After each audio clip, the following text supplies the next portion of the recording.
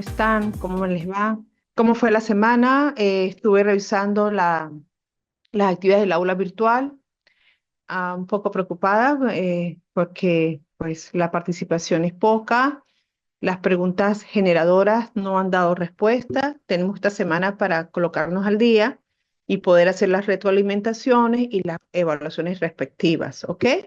¿Cómo se sintieron con las actividades? Ustedes las dos cumplieron con sus actividades. ¿Cómo se sintieron?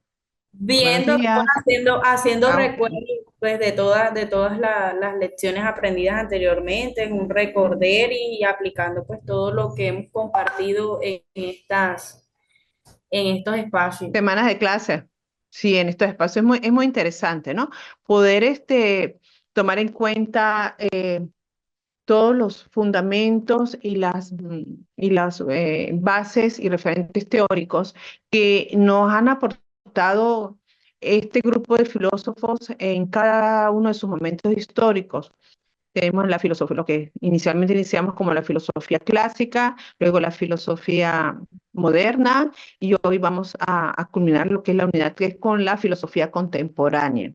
Entonces hemos visto a lo largo del programa el conjunto de aportes tan significativos que nos han brindado a lo largo de la historia en la educación. Y bien, como mencionábamos en el primer encuentro sincrónico, hablamos eh, sobre las diferencias tan importantes que son para establecer lo que es eh, el término educación, el término pedagogía, el término didáctica, y poder haber comprendido a lo largo de este curso que tanto la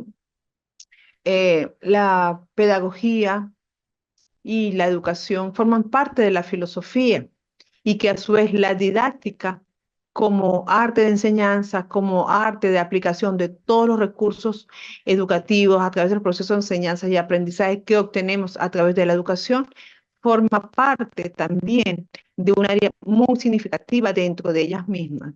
Entonces, no puede haber educación sin pedagogía, no puede haber una pedagogía sin una didáctica. Los tres componentes están vinculados, los tres componentes son muy importantes en esta área de maestría que ustedes están desarrollando y que deben de tener en una posición clara.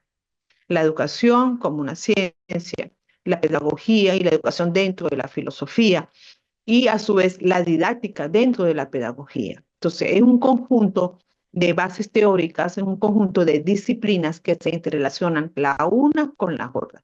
Podemos tener muy buen conocimiento, muy buenos basamentos teóricos en nuestra educación, pero si no tenemos la pedagogía para poder dirigir ese conocimiento y la didáctica para poder aplicarlo, pues no estamos logrando el objetivo final, que es el éxito en los procesos de enseñanza y aprendizaje.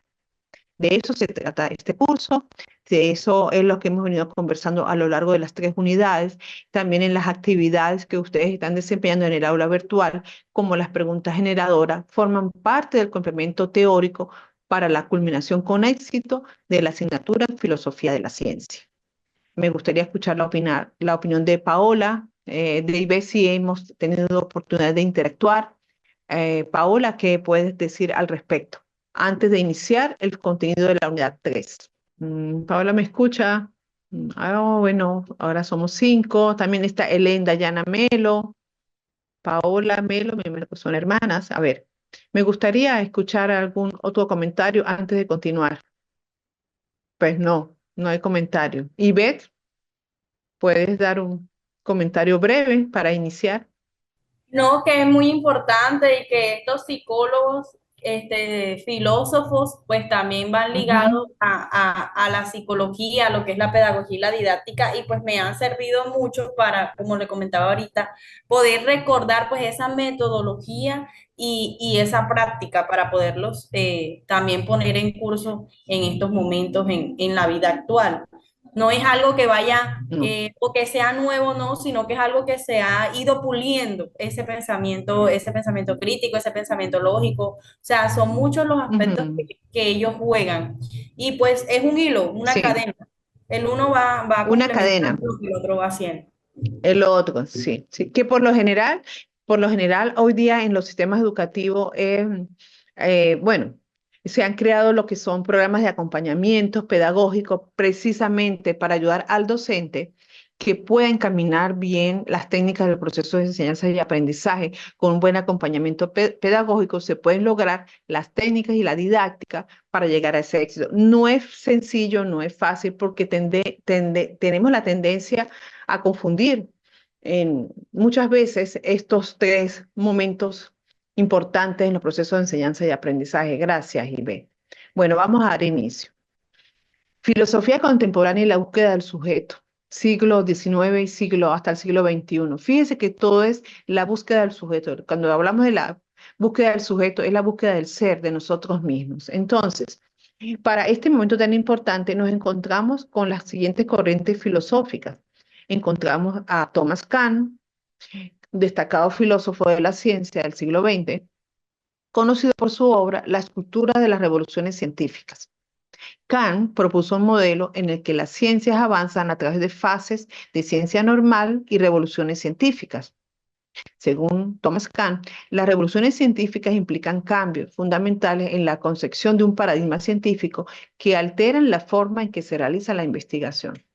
Para este filósofo tan importante en esta corriente, nos quiso mostrar y demostrar que como se inició inicialmente lo que era la investigación científica, el método científico que partió de los momentos de René Descartes, para este filósofo, sintió que había una necesidad de un cambio, de una revolución, de un estilo, de un dinamismo, para que la ciencia tuviera más confiabilidad y sea más verificable para ese momento. O sea, un momento que lo quiso diferenciar entre la filosofía clásica y la filosofía moderna, ¿ok?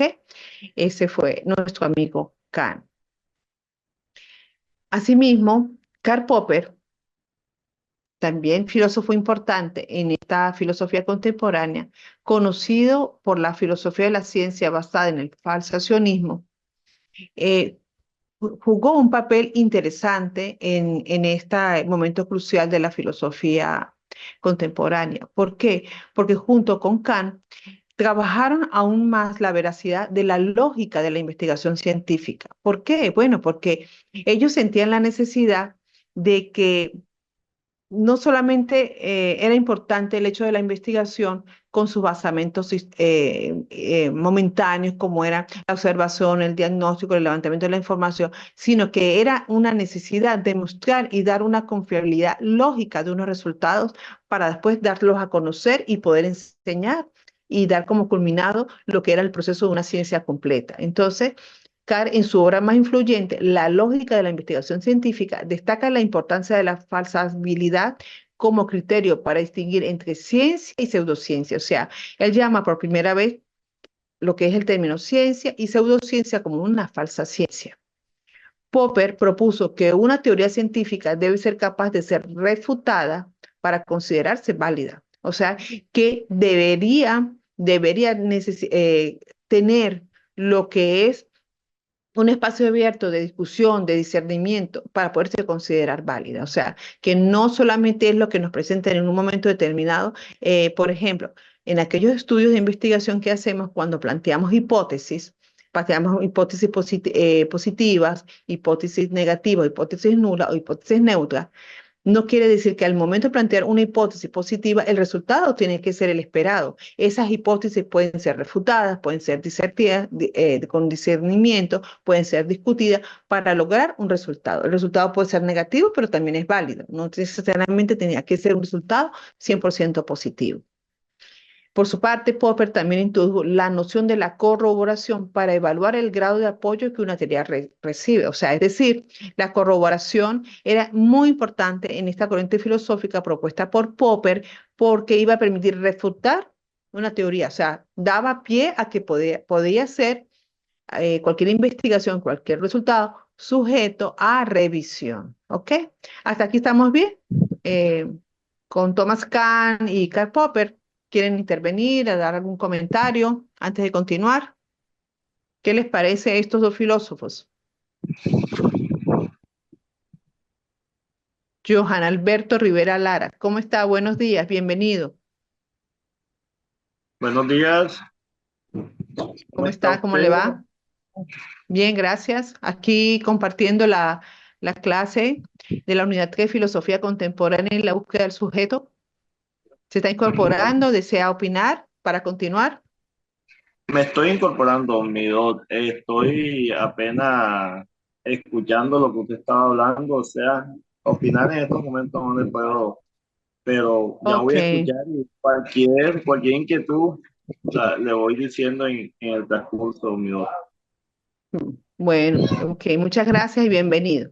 Bien, ahora, hay otro punto importante en la filosofía contemporánea eh, que se llamó la crisis de la razón moderna y la filosofía de la ciencia.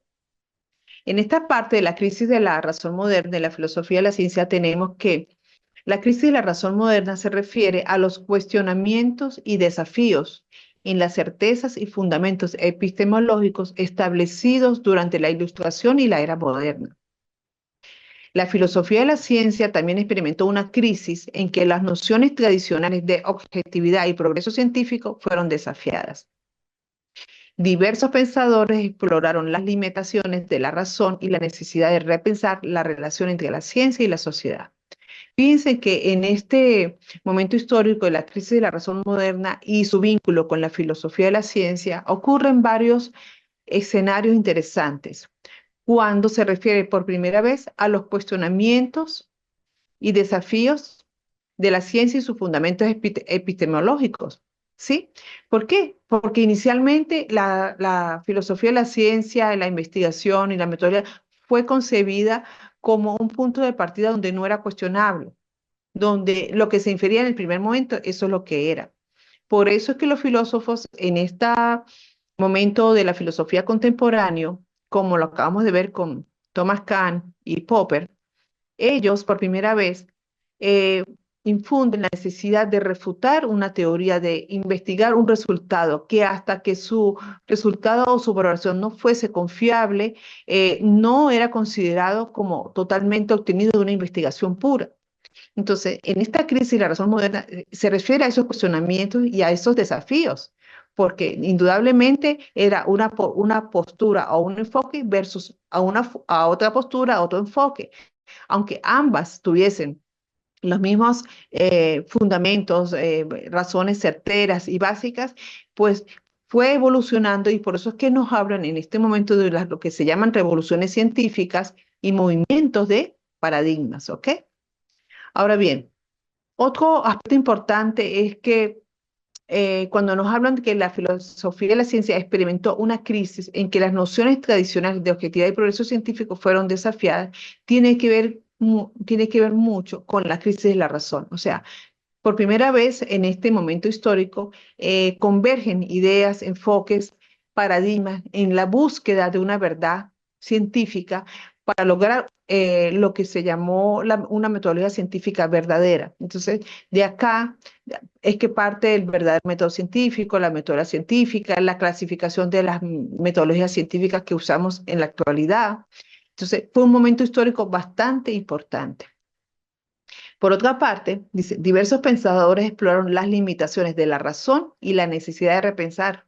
O sea que la relación entre la ciencia y la sociedad era muy importante. La participación del ciudadano, del hombre, del ser en la ciencia para indagar con lógica y con razón, ¿sí? Una investigación como para refutar era muy importante. O sea que ya aquí comenzamos a sentir lo que podemos decir como una investigación constructivista, donde el ser humano tenía una participación más activa y más dinámica dentro de los procesos de investigación. ¿Ok? Bien, por otro lado, encontramos otro grupo de filósofos que se destacaron en algunos estudios fenomenológicos de gran importancia. Aquí encontramos a Husserl, Heidegger y la teoría del existencialismo. ¿Sí? Husserl, conocido como el padre de la fenomenología, desarrollada por Edmund Husserl, nos presenta un enfoque filosófico que se centra en el estudio de la conciencia y la experiencia directa. O sea, aquí va la conciencia, el conocimiento del ser, interno, intrínseco, el valor intrínseco y la experiencia directa. Algunos aspectos resaltantes incluyen lo que se llama como eidética y reducción fenomenológica. Esta eidética no es más que la capacidad que tiene el individuo de poder interpretar la transformación de los conocimientos a través de imágenes y figuras en la mente. A ver, ustedes todos conocen lo que es un mapa mental, una infografía, ¿correcto? La han utilizado en algún momento en sus presentaciones de sus trabajos de investigación, cuando han preparado sus clases, ¿sí? ¿Correcto o no correcto? Sí, señora, claro.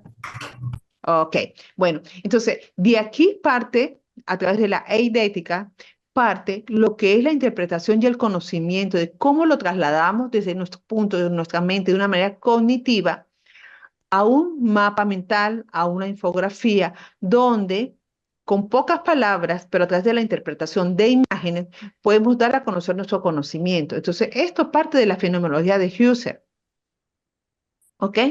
Entonces, por otra parte, Husserl utilizó el método eidético para analizar las estructuras esenciales y universales de la conciencia a través de mapas mentales, a través de infografías e incluso a través de mapas conceptuales interpretados de esa manera. También Husserl destacó la intencionalidad, es decir, la idea de que la conciencia siempre está dirigida hacia algún objeto o experiencia. Husserl buscó entender la relación entre el sujeto y el objeto de la conciencia. ¿Qué opinan al respecto de este enfoque de Husserl?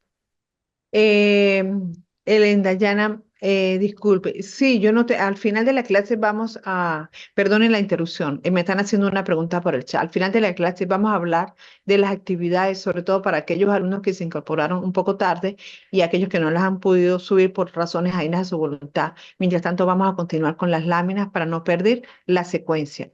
Si serían tan amables, ¿alguno puede dar alguna opinión sobre este enfoque de Heidegger, perdón, el enfoque de Husserl, que estamos en la fenomenología, antes de pasar a la siguiente lámina?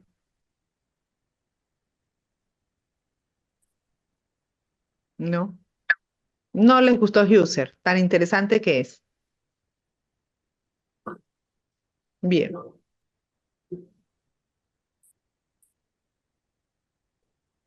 ok, vamos a continuar. Eh, Después de Husserl nos encontramos con el filósofo Martin Heidegger, discípulo de Husserl. Desarrolló su propia versión de la fenomenología con énfasis en la existencia y la comprensión del ser. O sea, Heidegger ya está dando un paso a lo que se conoció en esta época como el existencialismo, ¿ok? Entonces, introdujo el concepto de ser en el mundo, argumentando que la existencia humana está inherentemente inmersa en su entorno. O sea, Heidegger va más allá de esta parte cognitiva donde nos introduce que nosotros formamos parte de este mundo y como seres tenemos que argumentar nuestra existencia humana a través del conocimiento, pero a través del entorno que nos rodea, ¿ok? Por otro lado, Heidegger destacó la importancia de comprender el ser a través de la experiencia cotidiana. Se alejó de la tradición filosófica y centró la atención en una ontología existencial. Buscó comprender la existencia humana con un enfoque en la autenticidad y la responsabilidad. O sea, Heidegger manifiesta la importancia del ser humano con el entorno en la parte de la investigación y la filosofía de la ciencia y pretende que el sujeto sea auténtico y responsable. ¿Ok? Y da énfasis en lo importante que es la experiencia cotidiana para poder abundar más en lo que es la filosofía de la ciencia y lograr los resultados de una manera certeras y con éxito. ¿Habían escuchado hablar ustedes de Heidegger? Ahora bien, vamos a hablar sobre el existencialismo, que en este grupo donde notamos y trabajamos la parte del fenómeno, los estudios fenomenológicos, de Husserl, abundamos después en la parte de Heidegger. Entonces, pasamos directamente a lo que se conoció en la filosofía contemporánea, el existencialismo, como una corriente filosófica que enfatiza la libertad individual, la responsabilidad y la creación de significado en la vida.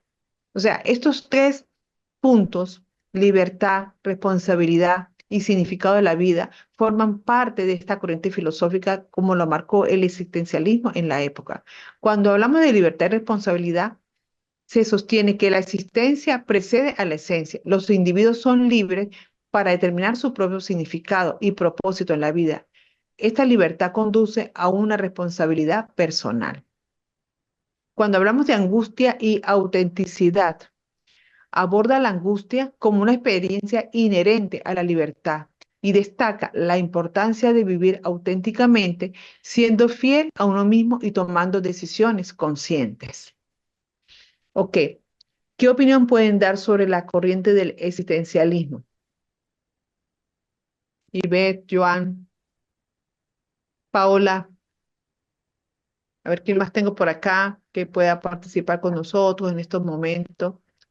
Johan, Paola, ajá. Sí, me gustaría escuchar algún comentario de estas corrientes tan importantes que llevamos a cabo. Bueno, es una corriente muy amplia en este aspecto de la filosofía contemporánea, porque muchos de los filósofos pues se han ido por esta corriente. Y pues Ujú, yo, bueno, uno de los puntos que más me llama la atención es la parte de que la existencia precede de la esencia, ¿verdad? Y de cierta forma nos ujú, ayuda a nosotros a ser libres y construir nuestra propia forma de ser, que es algo que pues es tan común y significativo como seres sociales que somos, ¿verdad? Entonces, pues eso me llama la atención que es una relación íntima entre la libertad y la responsabilidad que implica el ser del hombre. ujú, ujú. No, sí, interesantísimo tu opinión, porque mucho escuchamos hablar sobre libertad y que debemos ser seres responsables. Tenemos que ser seres responsables para poder hacer uso de la libertad. Porque hoy día el ser humano pues considera la libertad como un derecho, ¿sí? Pero la libertad tiene deberes y tenemos que ser responsables para poderla ejecutar con libertad. O sea, esa libertad va sujeta a la parte intrínseca del ser para que sea aplicada, para que la podamos hacer con mucha responsabilidad. ¿Sí? Lo mismo que la autenticidad, o sea, que cuando él nos dice que aborda la angustia como una experiencia inherente a la libertad, es porque forma parte del ser, algo interno, intrínseco dentro de nosotros mismos.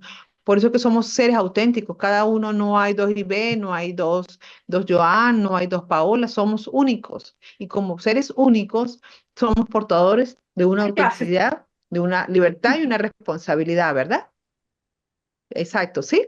Entonces, todo esto es muy interesante desde ese punto de vista, ¿no? Bien, ahora fíjense, vamos a continuar con lo que para un momento también importante dentro de esta filosofía contemporánea, encontramos con lo que se llamó, todavía persiste lo que es la teoría crítica de la Escuela de Frankfurt. Esto fue una escuela filosófica de gran trayectoria.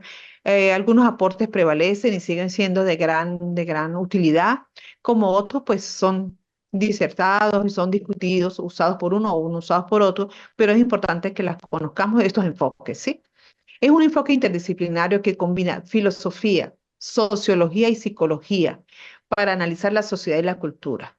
Solamente con decir que es un enfoque interdisciplinario que une o vincula la filosofía, ¿sí? La parte del ser, la sabiduría de la vida, con la sociología, que es el comportamiento del hombre, del sujeto en cualquier sociedad, y la psicología, que es el arte de la mente, del pensar y del pensamiento, para analizar lo que es una sociedad y una cultura en un momento determinado, en una época determinada, pues tuvo grandes aportes y grandes contribuciones a la filosofía contemporánea.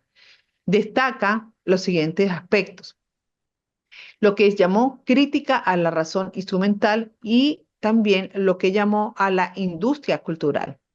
Crítica a la razón instrumental. Acá nos vamos a encontrar con este filósofo Theodor Adorno y Matt Horkheimer, quienes criticaron la razón instrumental que para ese entonces proponía la Escuela de Frankfurt. Según ellos, dominaba la sociedad moderna llevando a una instrumentalización, la cultura y la deshumanización.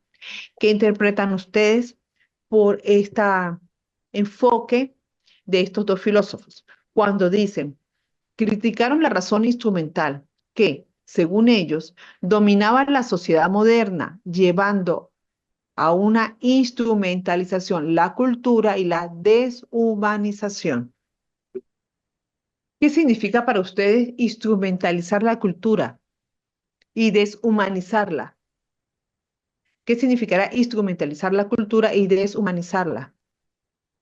Se acuerdan en la primera clase cuando, en la primera clase del encuentro sincrónico, cuando trabajamos la tensión disyuntiva entre lo que se llamaba, para ese entonces, en la época de Sócrates, Aristóteles y Platón, el physis y el nomos, entre lo natural y lo convencional, entre lo natural y lo artificial, entre lo natural y espiritual y las leyes.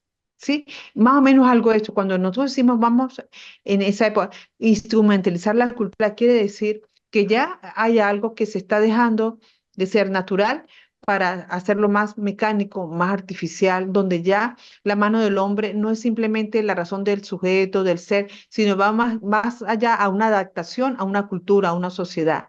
Y por eso que también hablan de la deshumanización, o sea, que el ser humano, ¿sí? A través de esta razón instrumental, pierde esa sabiduría, ese ser, esa parte cognitiva interna del ser, que es lo que se quiere y lo que se ha perdido a través de estas épocas durante todo lo que llevamos de desarrollo de la vida, ¿no? En estos siglos, la deshumanización. Entonces, ellos criticaban a través de esta escuela esa parte a través que se había ido avanzando en esta filosofía contemporánea, ¿ok?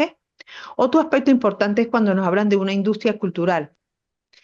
Ellos introdujeron la noción de industria cultural argumentando que la cultura se estaba convirtiendo en un producto de consumo estandarizado que trastornaba a las personas y perpetúa el control social.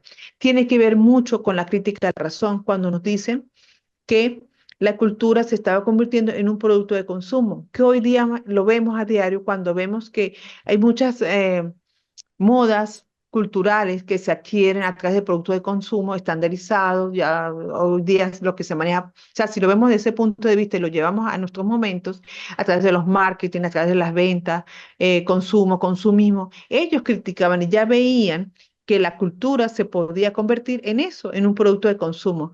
Y al convertirse en un producto de consumo, afectaba a las personas.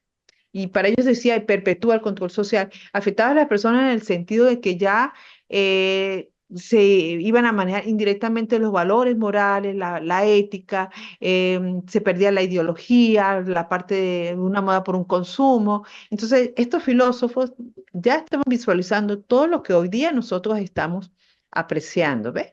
Entonces, esta teoría crítica de la Escuela de Frankfurt fue muy refutada, pero ha sido muy útil para muchos filósofos, para muchos estudios, y de ella han desarrollado muchos trabajos de investigación para que ustedes, si en algún momento alguno de ustedes desea utilizarla como base o referentes teóricos en sus tesis doctorales o sus tesis de maestría, ¿ok?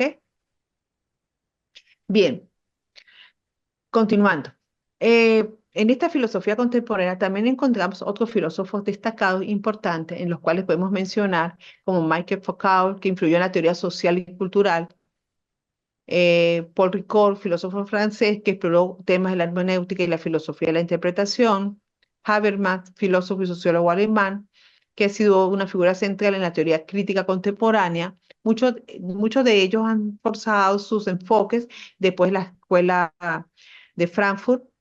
Jean-François Lyotard, filósofo francés, contribuyó al postmodernismo y la filosofía del lenguaje. Y bueno, finalmente todos estos pensadores, aunque abordaron diferentes aspectos de la filosofía y la teoría social, comparten un compromiso con la crítica social y cultural. Sus ideas han influido significativamente en el análisis crítico de la sociedad moderna y posmoderna.